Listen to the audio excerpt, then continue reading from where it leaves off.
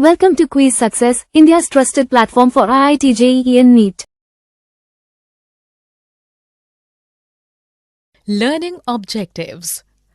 After completing this module, learners will be able to understand and describe the relation between dress codes and social hierarchy, understand and elaborate on the sumptuary laws and social hierarchy in the French society, understand and describe the differences in the notions of beauty, understand and describe how European women reacted to the imposition of dress codes, understand and describe in detail the impact of the two world wars on clothing, understand and explain the transformation in dressing style in the colonial period, understand and explain the British rules regarding dress code, understand and explain designing of national dress and Swadeshi movement, understand and elaborate on Gandhiji's experiments with clothing and khadi. Clothing, a social history. Since ages, all societies have observed some very strictly dress codes for men, women, children, and also for different strata of society.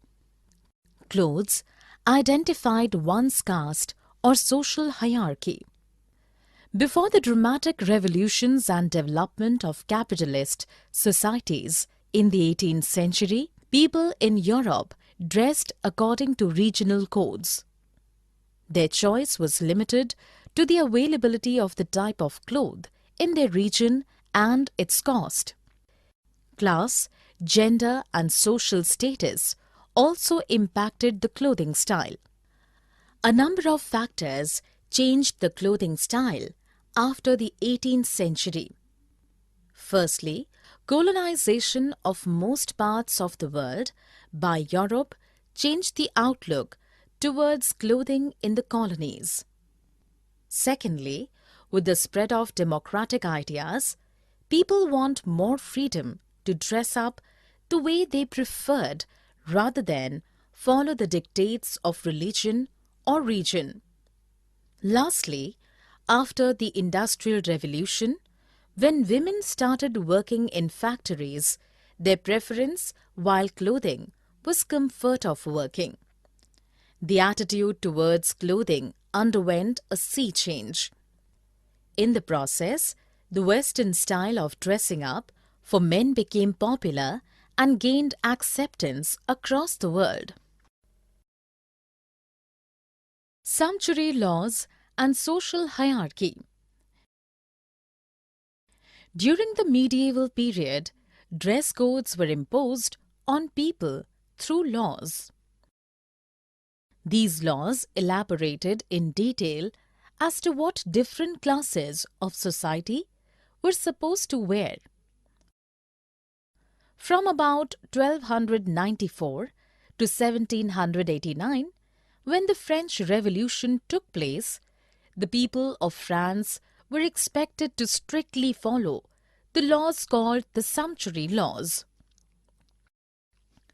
Not only clothing, these laws also prevented those who were considered to be inferior from consuming certain foods and beverages.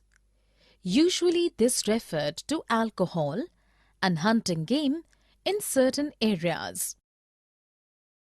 Even the number of clothes purchased per year and the material of clothing were prescribed in medieval France.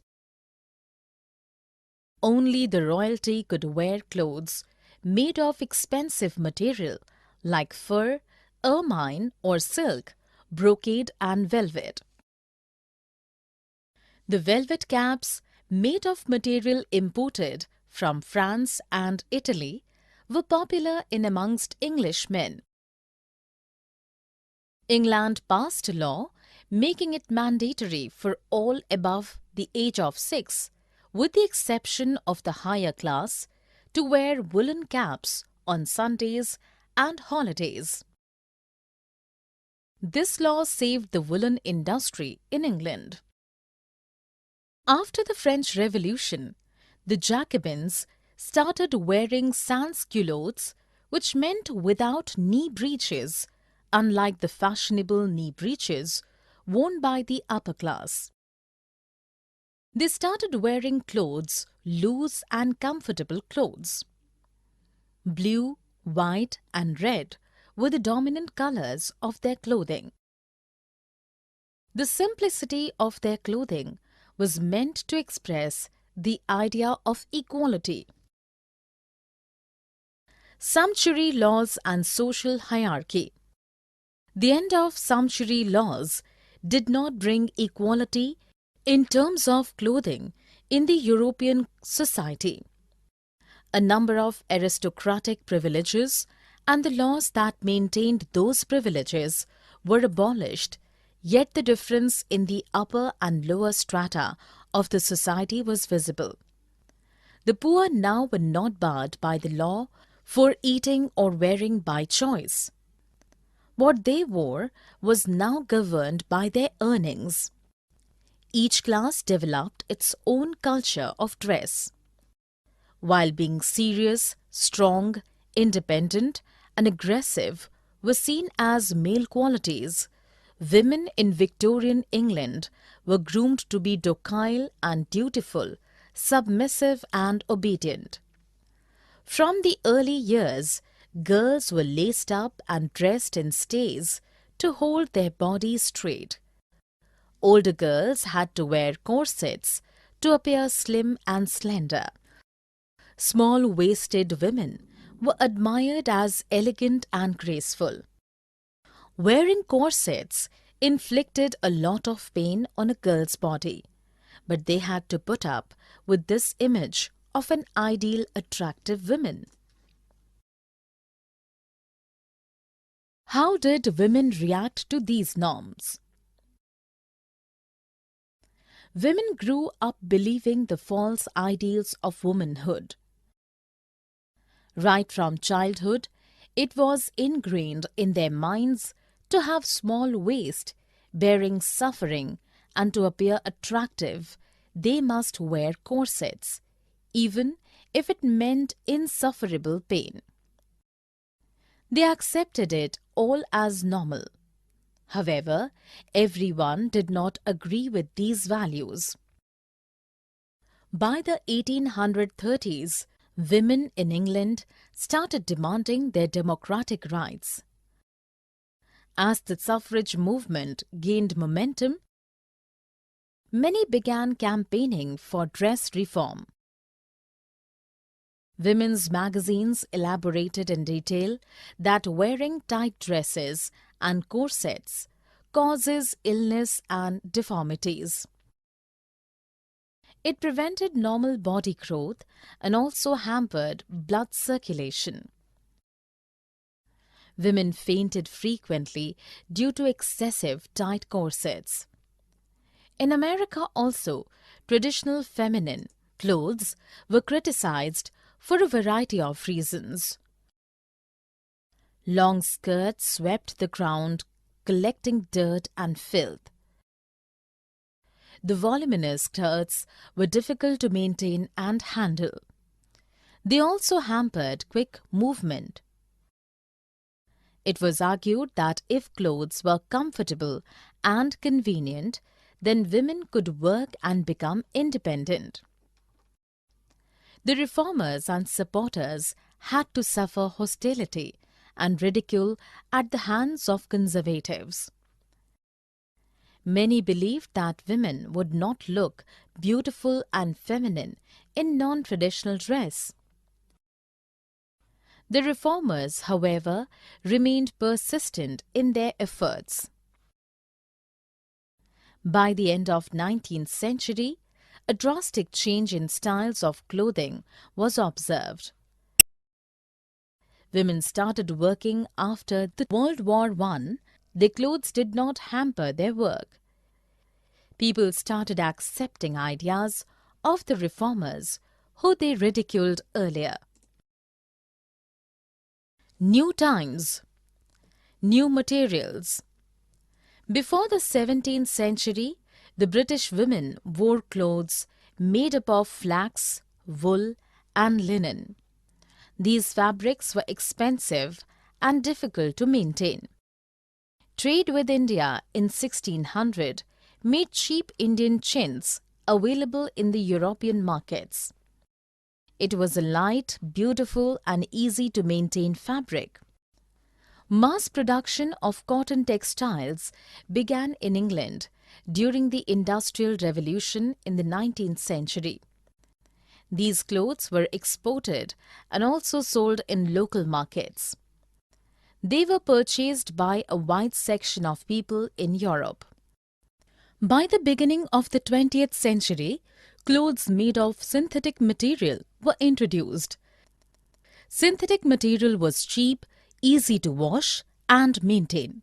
The clothes now were simpler, shorter, and comfortable. The war. The two world wars had a deep impact on women's clothing. In World War I, 1914 to 1918, the clothes got shorter out of necessity.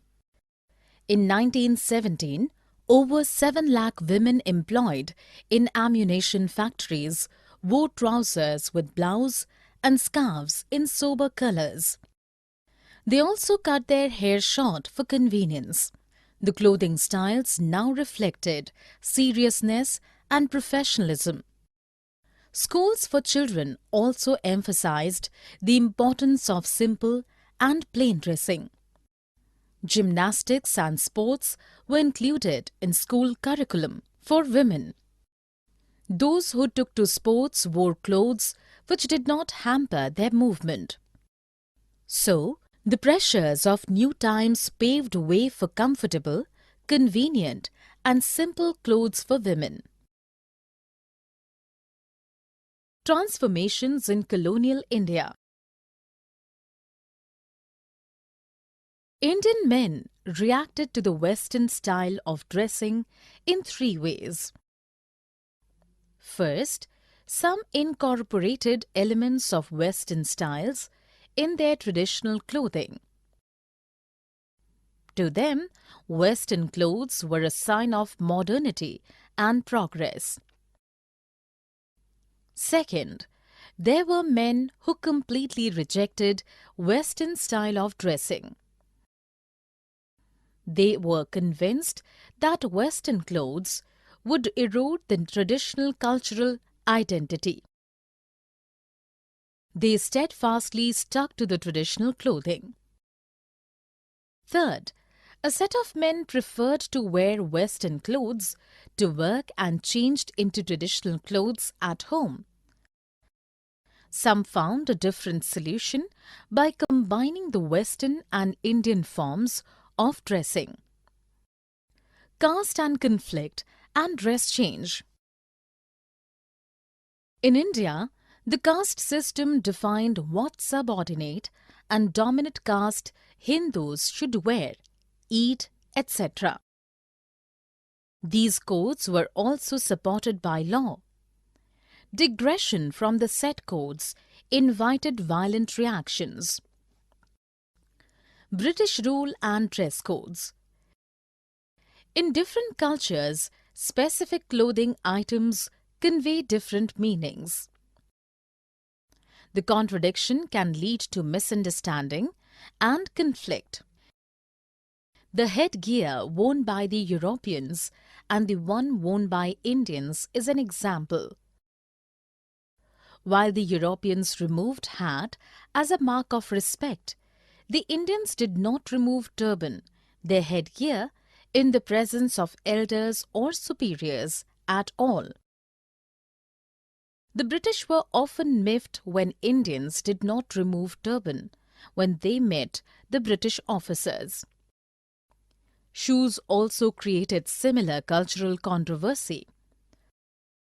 While the British insisted that Indians take off their shoes when meeting a British officer or when entering a courtroom, the Indians urged them to understand that taking off shoes in a sacred place or home was different from a workplace or a courtroom. Shoes were permitted into the courtroom after many years of struggle. Designing the national dress. During the freedom struggle, Indians began designing a national dress to portray a pan-Indian identity. The upper class started experimenting with dresses. Rabindranath Tagore suggested a dress for men which had elements of Hindu and Muslim dress. It was named Chapkan. In 1870s, Jananada Nandini Devi, wife of Satyendranath Tagore, the first Indian member of the ICS, adopted the Parsi style of wearing the sari pinned to the left shoulder with a brooch and worn with a blouse and shoes. This gained popularity with the Brahmo Samaji women and was named Brahmika Sari. This move, however, was not successful as women in different parts of India continued to drape sari according to the regional style. The Swadeshi movement. Mechanized spinning and weaving of cloth increased the demand for raw material like cotton and indigo in Britain. The political control of India helped the British in two ways. They forced peasants to grow indigo for vested interests and also found a huge market for their goods, especially cotton cloth in India. As a result, India's leading textile centres, Murshidabad, Machilipatnam and Surat, declined as there was little demand.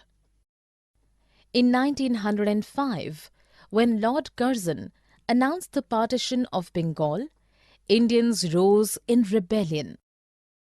The Swadeshi movement was a reaction to this announcement. People boycotted foreign goods or clothes. Use of khadi became a patriotic duty. Though khadi was expensive and everyone could not afford it, Mahatma Gandhi used it as a symbolic weapon against British rule. Designing the national dress. 2. Mahatma Gandhi's experiments with clothing. Mahatma Gandhi made khadi not only a symbol of self-reliance but also of resistance to the use of British mill-made cloth. In 1888, when Mahatma Gandhi went to London to study law, he adopted Western suits and gave up his traditional clothing of dhoti or paijama combined with a shirt or coat. He adopted the Western attire so that he would not be laughed at. Even at Johannesburg, South Africa, while practicing as a lawyer, he wore Western suits with a turban. On his return to India in 1915, he dressed like a Kathiawadi peasant for some years.